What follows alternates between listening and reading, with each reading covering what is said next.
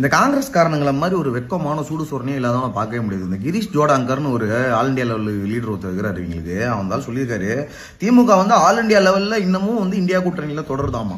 இல்ல எனக்கு புரியல. அதாவது உங்களுக்கு பாஜகவை சண்டை பண்றதுக்கு அடியாள் வேலை பாக்குற மாதிரி எங்களை யூஸ் பண்ணிப்பீங்க. ஆனா அதுவே தமிழ்நாட்டுல மட்டும் கூட்டணிக்கு இன்னும் பேர் வைக்கலை அப்படின்னு சொல்லிட்டு நீங்க தாவேகா கூட இருப்பீங்க. அச்சு டம்மு டம்முன்னு ஃபைட் பறந்து போடுவாரு தாவேகா தலைவர் திரு விஜய் அவர்கள். அவர்கிட்டயே சொல்லி நீங்க மோடியை சண்டை பண்ணலாமே, நீங்க எதுக்கு தேவையில்லாம இதுக்கு மட்டும் திமுக கிட்ட நிக்கிறீங்க. அவர் என்னடானா எங்களை கள்ள கூட்டணியில இருக்கோம் பிஜேபி கூட சொல்லிட்டு அங்க போய் உள்ள உட்காந்துட்டு இருக்காரு. என்னடான்னு கேட்டா தமிழ் தாய் வாழ்த்து பாடுறதுக்கு please give us permission sir அப்படின்னு சொல்லி கேட்டு கெஞ்சிட்டு உட்காந்துருக்காரு.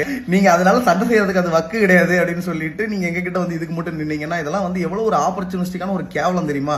உங்க கட்சியில மாணிக் தாகூர்னு ஒருத்தர் இருக்கிறாரு. அவரெல்லாம் உண்மையான மானஸ்தனா இருந்தாருன்னா எங்க ஓட்டுல இப்படி ஜெயிச்சதுக்கு பேசாம அவரெல்லாம் ரிசைன் பண்ணிட்டு திரும்ப முடிஞ்ச ரீ எலெக்ஷன்ல கண்டெஸ்ட் பண்ண சொல்லுங்க. அதான் வரப்போகுது நிறைய தொகுதியில. அவ்வளவுக்குலாம் தைரியம் கிடையாது. உண்மையா சொல்லட்டுமா, உண்மையான கள்ள கூட்டணி அந்த மாணிக்கம் தாகூர் தான். அவரெல்லாம் உங்க கட்சியை விட்டு நீங்க தூக்கிட்டீங்கனாலே உங்க கட்சிக்கு பாதி லோடு கம்மி, கொஞ்சமாச்சும் ஏதாவது தேறி வர்றதுக்கு கொஞ்சம் வாய்ப்பு இருக்குது. ஏதோ அமைச்சரவை எல்லாம் இத்தனை வருஷம் கழிச்சு எங்க ஸ்டேட் அட்டானமி எல்லாம் எடுத்து குழி தோண்டி புதைச்சு உங்களுக்கு தாவேகா ஒரு மினிஸ்ட்ரியை வேற கொடுத்து வச்சிருக்குது. எப்படி ரெட் ஜெயிண்டும் சன் பிக்சர்ஸும் ஒரு படம் எல்லாம் ரிலீஸ் ஆகாம இவர் போய் இப்படி கையை கட்டிட்டு நிக்கிறப்ப எல்லாம் இவரை வளர்த்து விட்டு ப்ரொமோட் பண்ணிச்சு. அந்த மாதிரி உங்களை ப்ரொமோட் பண்ணிட்டு இருக்காரு. அடுத்து எப்படி நீங்க அவரையும் சொல்லி வச்சு டோம்னு பேக்ல குத்துவீங்க அப்படிங்கிறது தெரியல.